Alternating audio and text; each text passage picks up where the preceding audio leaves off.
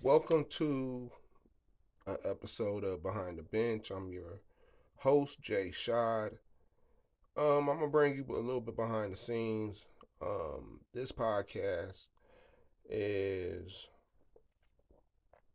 gonna go into the Behind the Bench um, Facebook chat that the members have, and I was asking the question, why is LeBron James top five? You know, it's a couple respected people that I follow on YouTube, from Ticket to Raw for TV and Dreamers Pro when it comes to their basketball knowledge. Not saying that theirs is more superior, but I agree with a lot of stuff that they might talk about when it comes to the NBA.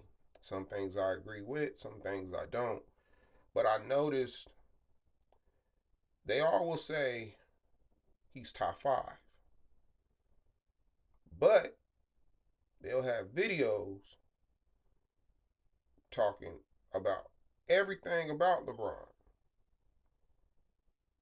And I'm like, well, how can he be top five, but y'all putting so much information out there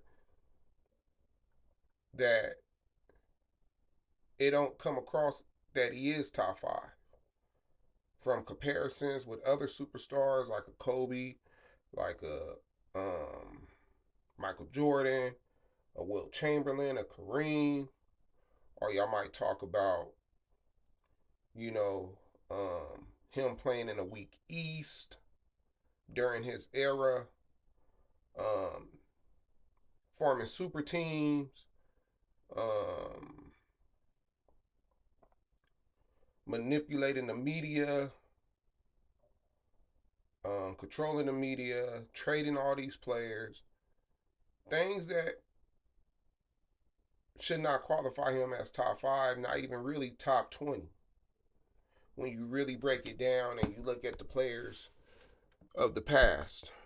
So I wanted to go behind the scenes, let y'all hear, you know, our points, what we believe, some of my own personal views, and y'all let me know, is LeBron really a top five player? Where all the evidence out there, everything about this guy, it feels like a lot of people's been brainwashed. And the media have been doing a great job doing it. So with that said, the sound might be a little off, but um, you should be able to make out what's being said. And I'm gonna go ahead and start this podcast, start these messages. I want to ask a question about LeBron James. I hear people like Dreamers Pro. I think I done heard Ticket. I done heard Too Raw. And I respect their basketball opinions. See, this is where you could respect somebody's basketball knowledge, but you don't have to agree with everything that they say.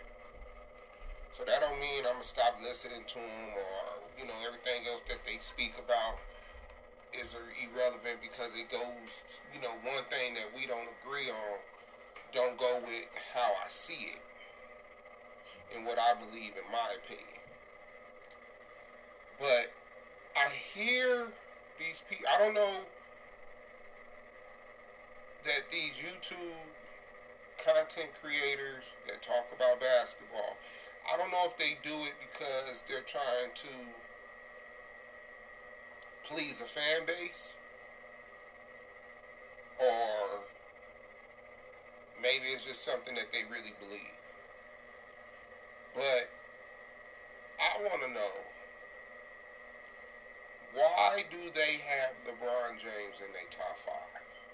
They make videos on top of videos on why he's not that person. Skill set, super team, um, stat padding. Um, and I'm just keeping it basketball related. His scoring, how he accumulated those points, um, winning his championships. If it's in Cleveland and Kyrie hitting a big shot, if it's in Miami and Ray Allen hits the big shot, or it's the Draymond Green, it's the feeding, you know, the OKC finals where they didn't allow OKC to even get to the free throw line, and it's all this stuff about LeBron colluding and everything else. But why do they put him number 5? I need somebody, and I know a lot of y'all don't rock with LeBron James in this group chat. Some of y'all do, even if it's a little bit. But what makes LeBron top 5? Don't nobody never say why they got LeBron top 5. They could tell you why. They could tear him down, and they could tell you everything that we know. So with all that considered, why is he considered top 5 or even top 10? I need some answers. I need somebody put that LeBron. If you don't have no love for LeBron, that's cool. But tell me something positive that will make me say, okay, I see why you might got him top 10. Because even the longevity stuff, that don't mean nothing. It don't mean nothing. We know this dude don't play defense. We know this dude, he can shoot as many shots. The media ain't gonna criticize him. Why is LeBron top 5 or top 10? It ain't like they just started doing this 2 years ago and stopped talking about LeBron. Like, they have not talked about LeBron and criticized this dude, the media, and pointed out everything that this dude been doing for almost 12 years now. I need some answers. You can watch him with your eyeballs and see that he's not good. I didn't watch this dude shoot more air balls, double dribble, pushes off with his off arm, foul players, offensively and defensively, but he's top 5. Is it something that I'm missing when it came to Jordan, watching Jordan play, that he looked like LeBron James at times? All the time? Was it Magic? Was it Kobe? Was it Kareem? Was it Bird? Was it Duncan? Was it Wilt? Was it Russell? Everybody's been eating on his terms.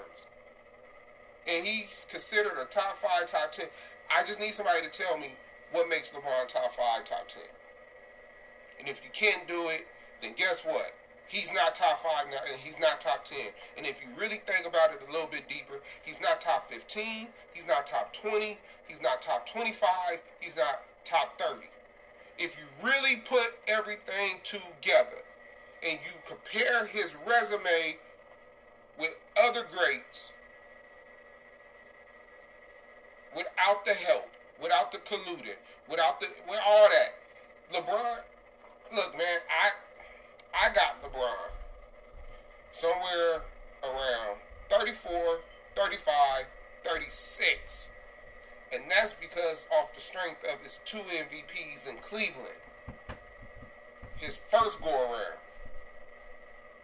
That was the only thing that holds weight when it comes to LeBron. His scoring don't, his gameplay, nothing else.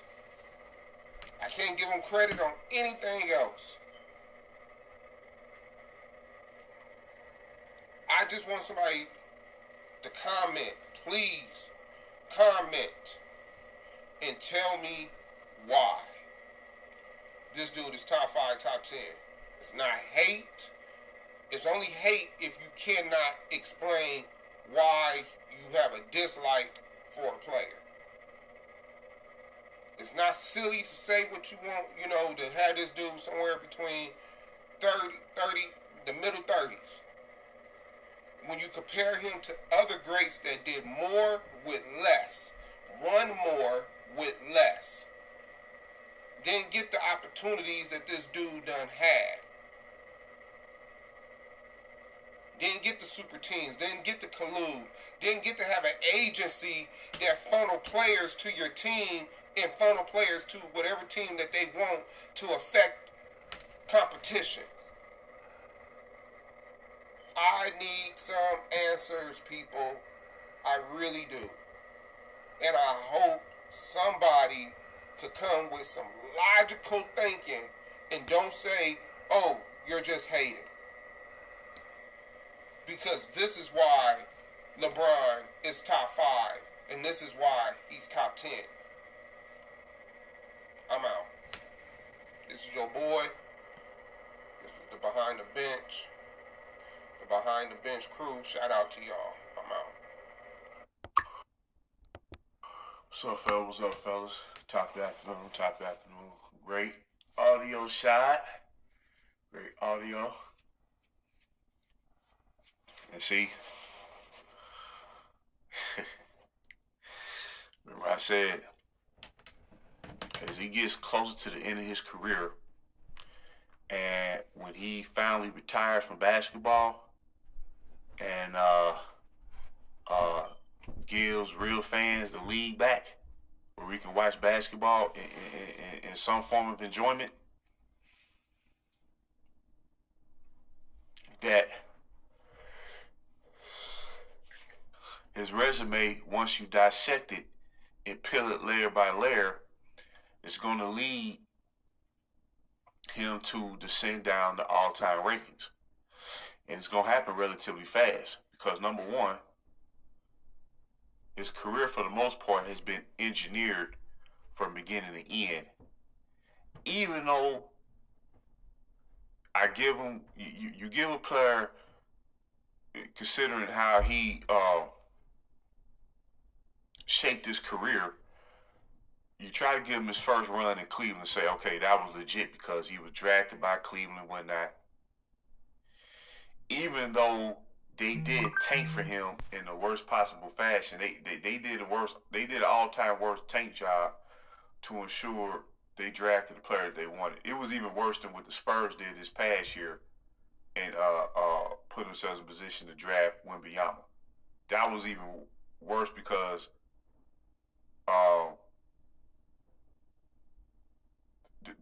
the Spurs were steadily declining as a team year by year after they pretty much after they lost Kawhi Leonard. They was kind of declining stage by stage by stage to where you knew after 20-some years they're going to start over. Cleveland tanked so bad that like the second half of that 03 season, they was barely playing their starters. I mean, it was a terrible tank job. It was obvious. Okay, so you try to give him the first run, even though you can see they're trying to position him to be the face of the league when they stage those Nike puppet commercials. Those were the worst sports commercials ever. Because you can tell they try to put LeBron in the more favorable light over Kobe. And it's not even about whether you're a fan of Kobe or not. It's the fact that Kobe was a 3-time champion and LeBron hadn't won anything. And then when he did go to the finals in 07, he played horrifically. And he played probably in the worst playoff competition in the history of this league to get to the finals. Worst playoff, especially in the first 2 rounds. That was the first time I fell asleep watching NBA playoff games. Was watching the Eastern Conference playoffs in 07. And I remember falling asleep. But when you peel back, if you say, let's say we get a new commissioner, I'm just being hypothetical, that's going to enforce the rules where you know that the shenanigans of the past 14 years is going to stop collusion, tampering, and you know that the league is being ran right,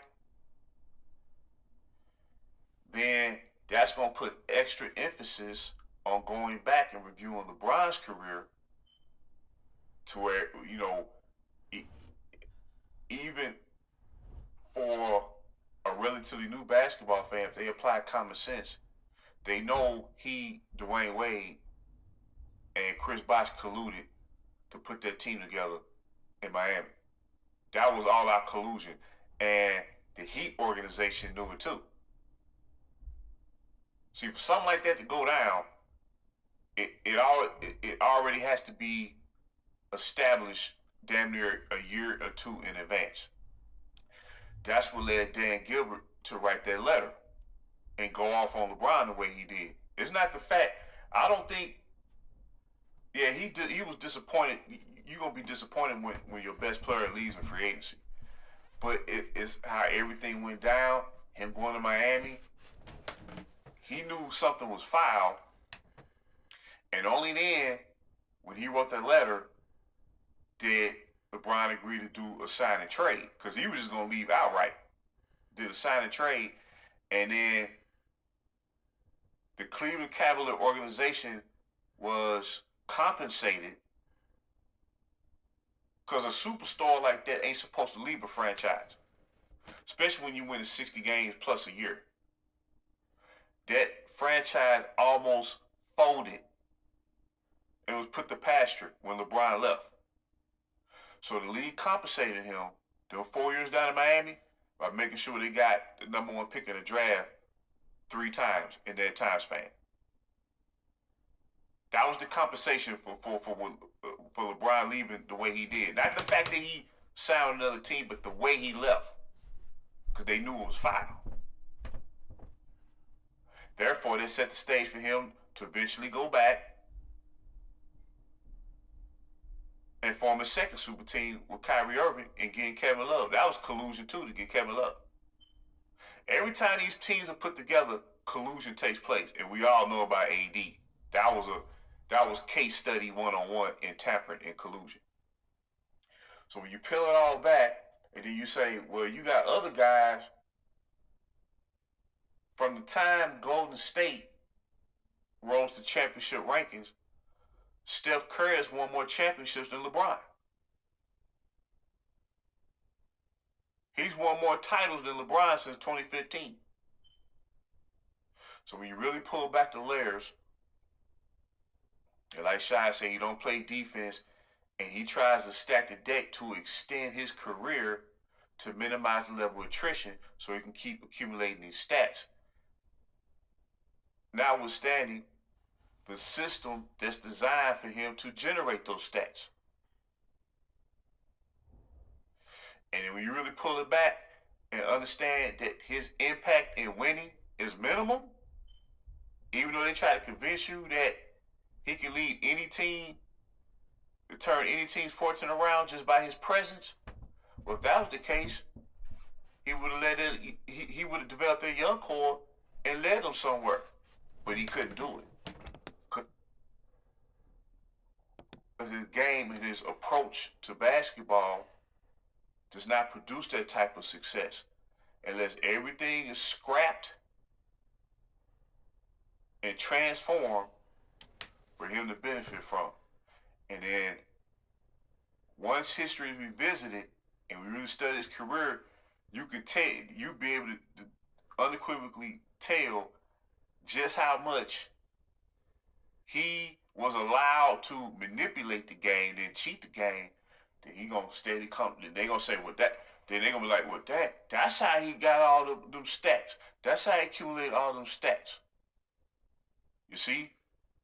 Then he gonna come down the standards, just like what they trying to do to Jordan now. The only thing is, it's frustrating to see, but they can't touch what Jordan did. They can't touch what Jordan did because he didn't cheat the game. Jordan didn't cheat the game, so their attempt to supplant him will be unsuccessful. And then Kobe,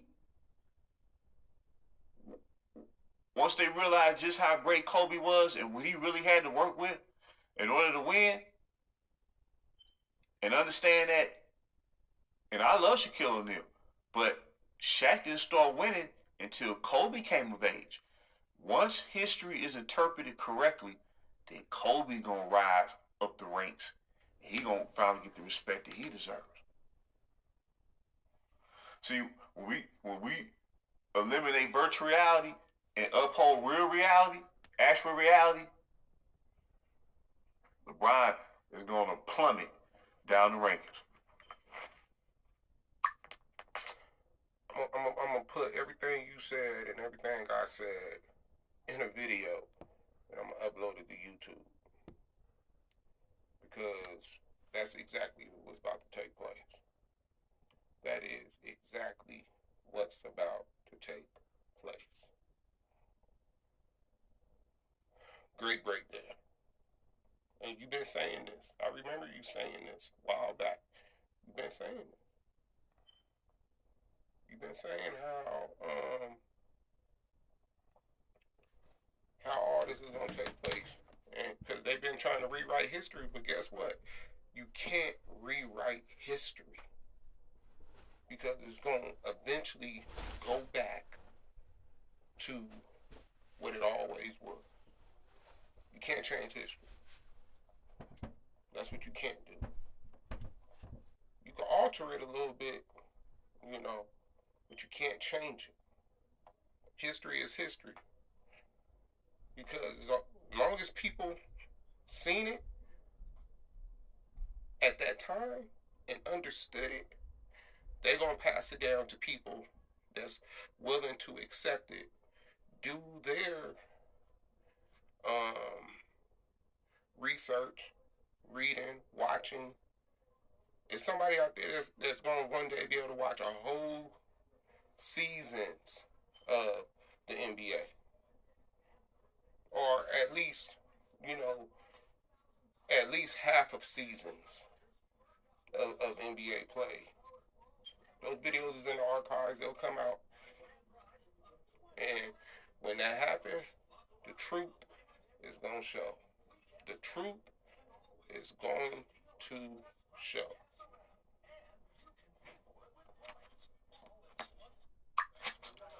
And to Kelvin, you said something in your video that a lot of people ain't going to agree with because this player played above the rim.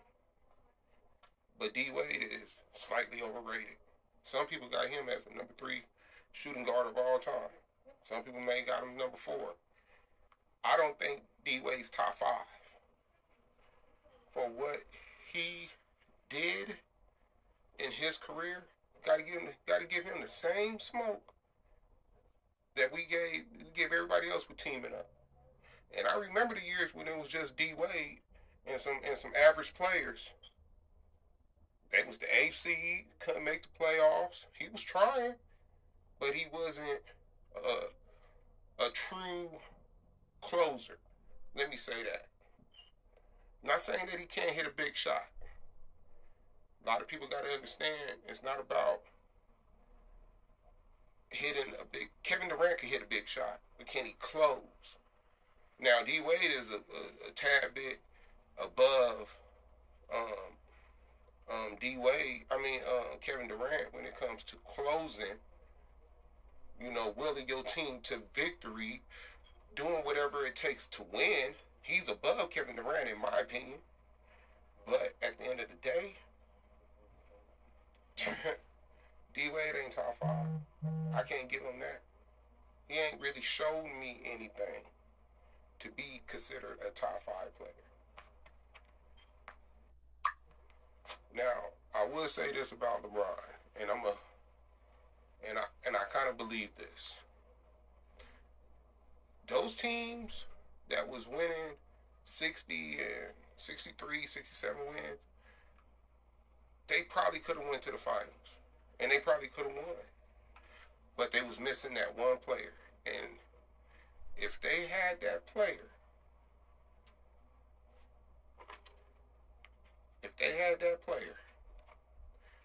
they would have won. I'll put it like this: maybe not those years, but let's say this: if they had the player that they drafted, he was perfect to play with LeBron, Deshaun Wagner, because Deshaun Wagner was a scorer. He would have been closing games out. LeBron would have been doing what he does. LeBron would have been put in that Magic Johnson role that everybody's seen him as. We would have respected LeBron. If they had Deshaun Wagner on there as his teammate, I believe LeBron wins 2, maybe 3 championships. And then we're looking at his career a little bit different. He ain't doing all that, everything that he does now. He's not doing all that. So I'm gonna make a video on that too. I'm gonna talk about Deshaun Wagner, because a lot of these LeBron fans don't even remember or even heard of a Deshaun Wagner and what him, LeBron, Carlos Boozer, that was their 3. It's always when you're a franchise that's been at the ground, it's always 3 draft picks that get you to championship level. But you got to hit those home runs. And you just got to hit home runs with 2. And that third one that's drafted high, that's a top 5 draft pick, they got to be all-star level. Right? So you got to kind of get a superstar out of it, or 2 superstars, or 2 all-stars and a superstar. And that's what they would have had. Of course, they would have got all the other pieces that they had. You know, they would have had a good team. They would have had a real good team. They was already defensive minded. So if they still kept Boozer and had Deshaun Wagner, because it was Deshaun Wagner. Then I believe it was Carlos Boozer. Then LeBron came. Or it was Deshaun Wagner, LeBron, then Boozer. You see what I'm saying? And then if Darius Miles would have worked on his ego and actually lift some weights and really had the mindset of being a great player, they would have had they would have had a great team. They would have had a great team. They would have had a great young team. But just think about it, man. We watched OKC draft Kevin Durant, Westbrook, Harden, all top 5 picks. A couple years later, they in the finals. They had a franchise player, 2 all-star caliber players that end up being MVPs of the league, respectively, a couple years down the line. The Lakers had something similar with their draft.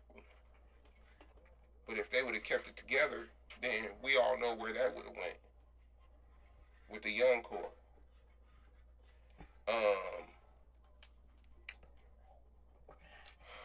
But normally, it takes 3 years to build your team up if you get the right player. And LeBron would have won a couple championships. I do believe that. The right way.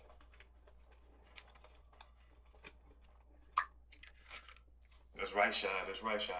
And see, that's why for them to try to continue this push, they have to replace authentic voices on these sports networks and replace them with people who really, yeah, they can talk casually about the game.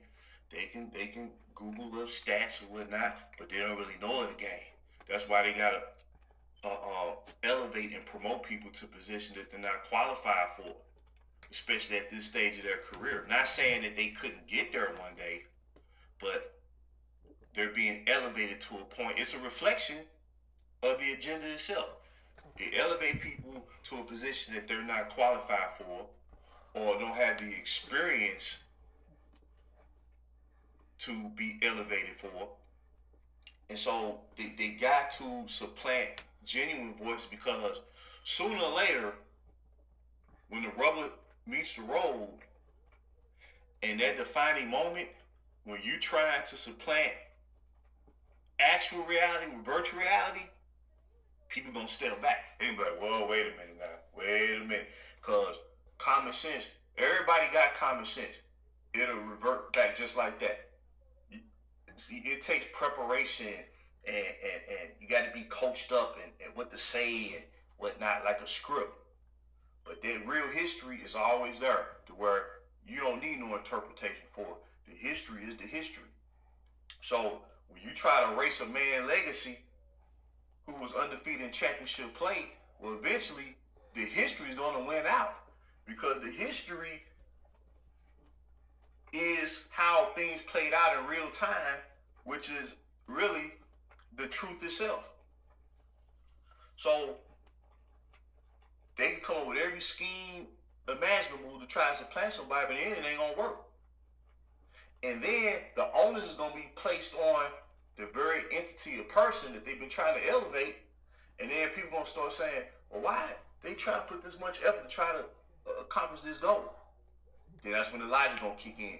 It's gonna be followed by another layer of logic. They be like, damn man, we were fooled. And a lot of these voices we hear on these shows now, they gonna be white clean. They gonna be white clean. Like think about it, like when that dude finally retired, do we envision Nick Wright being on the air any longer at that point? Or what's his name, Jason McIntyre? You know what I'm saying? The, the, the, the history will always win out, man, at the end of the day. And very important towards Laker history, that young core will be recognized as the best ever. When all the smoke cleared, they gonna get their just due too. Not saying I'm not saying they deserve a statue or nothing like that, but just to be recognized for what they represented at the beginning stage of their career. They're the best young core ever drafted in the history of this league, collectively. From 1 to 10, they was the best ever. All this is one big obstruction to try to prop somebody, but what's crazy is it ain't working. Because ever since that bubble, they haven't done anything. And that bubble is the most manufactured superficial title in the history of professional sports.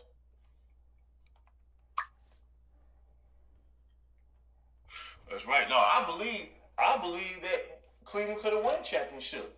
If he would have stayed, it wasn't like they were just gonna fall off the face of the earth.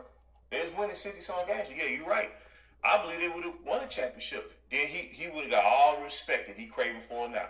It would have happened naturally. He'd be like, damn man, he brought a title to Cleveland. I'm talking about truly brought a title to Cleveland for the first time in 50 years, man. It'd have been awesome. You couldn't do nothing but give him kudos. But his nature is, I got to stack the deck. And it threw everything off whack. Now also, and I just throw this, I ain't trying to, I know, I think we take education pretty seriously when it comes to kids and stuff. When they promoted that I Promise school, if you notice, when that school opened, was founded, they never really spoke of the curriculum. They never spoke of the curriculum. They just spoke, well, he was going to provide free scholarships and whatnot for children who attend the school and complete it successfully. But they never spoke on the curriculum.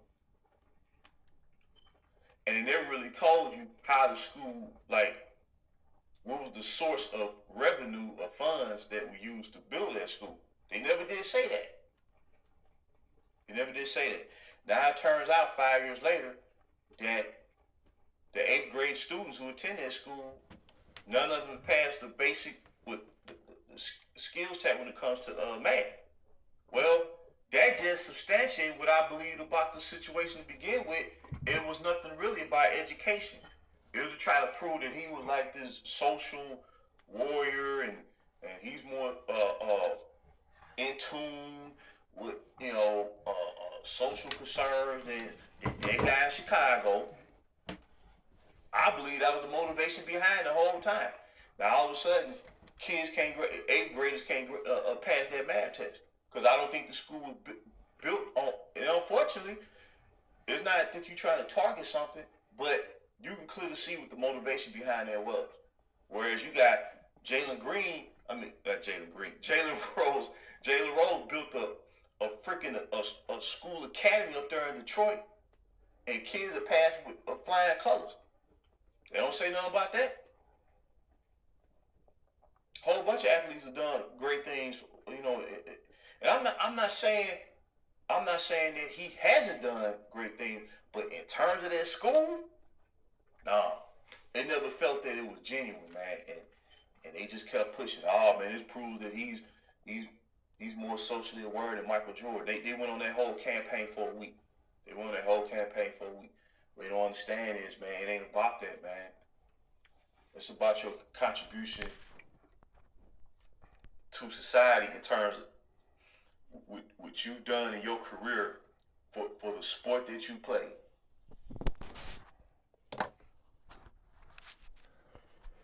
So that was the ending of our chat. But I want y'all to listen to this. This just came out about 3 days ago. Today's date is September 28th, 2023. Now peep this out. I remember cutting my TV off when Kobe This is ran and grabbed that D-Wade. ball. I was like, LeBron. I'm not lying to you. I cut the TV off when I watched that shit. And I watched Kobe run and grab the ball and celebrate. I was like, so what you gonna do? That was our summer free agency. They were dominating. Like, Kobe was winning all these rings. I was like, wait, hold on. Now he got 5 and we got 1? Like, no. It's great how it changed the league. How he created. Yeah, no, thank you. I remember cutting my TV. So D-Wade, out of his own mouth, called up LeBron. Once LeBron presented it to him, D-Wade thought about it. Watched Kobe win a 5th ring. And pretty much said, we need to team up. We need to go ahead and do this before they could stop Kobe. Because he was so dominant. And his only running mate was Paul Gasol. So what we're not going to do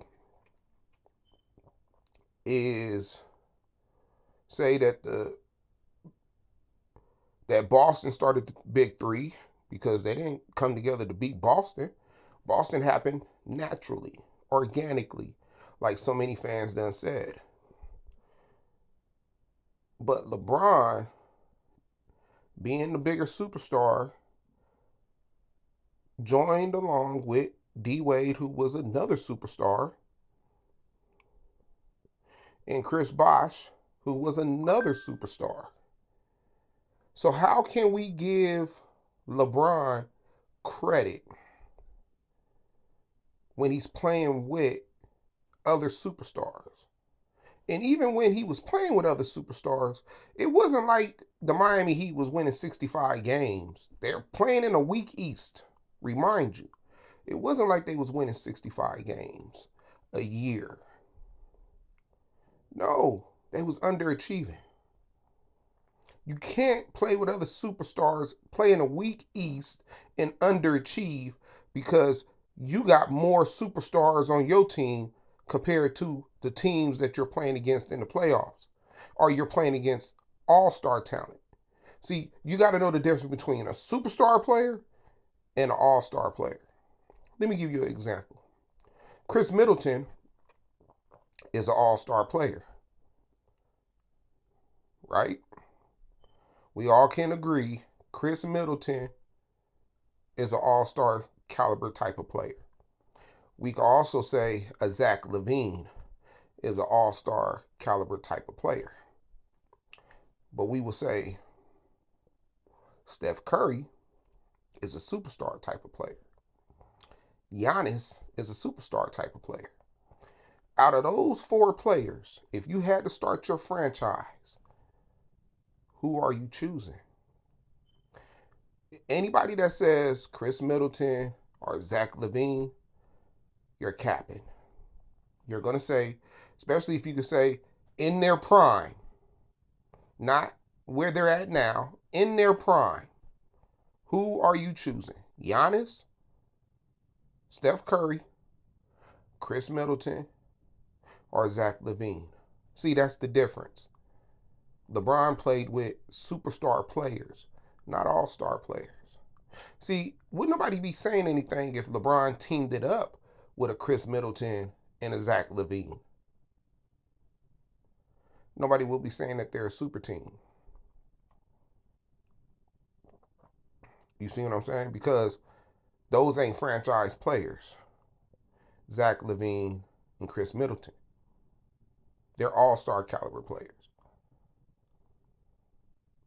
And they're just not all-star caliber players. They're like bottom tier all-star caliber players.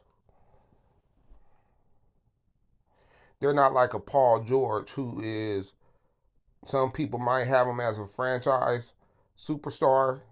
Some people might just have him as a bona fide all-star caliber type of player. I know this video's been real long, and I thank y'all, whoever is listening still. I appreciate y'all. This is your boy Jay Shot.